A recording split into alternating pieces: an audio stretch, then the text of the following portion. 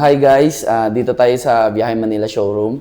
Kasama ko ngayon si Sir Harmon. Sir Harmon, may konting mga question lang ako. Bakit sa dami ng e-bike shop, napili na tong Biyahe Manila? Bale, nakita ko siya sa Facebook and YouTube. Merong isang vlogger na di ko lang sure kung anong pangalan. And then lumabas siya.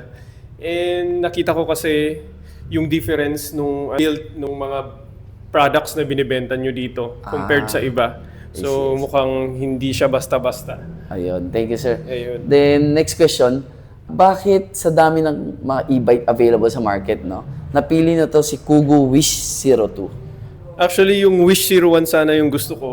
Pero medyo nakukulangan ako dun sa laki. And nakita ko ito, buti na lang merong Wish 02. And yun, nagustuhan ko siya kasi parang 5'6" ako and para mag-match lang dun sa dun sa laki ko. And mukhang yung quality pa lang very napakaganda.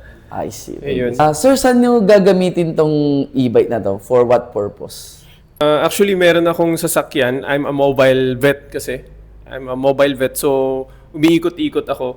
So, naghanap ako ng ibang alternative bukod dun sa sasakyan ko na ibang transportation na at least ma-charge ko lang dun sa bahay namin. Sa bagay, sobrang mahal ng diesel Yes. ngayon sa gas. So, Yes. sobrang good way na alternative way ng commuting is using e-bikes. Yes. And para makabawas din sa emission, syempre. Tama, for Ayun. environment. Environment. Oo. Ayun. Ayun. Thank you, Doc Harmon. Salamat for choosing Biyahe Manila.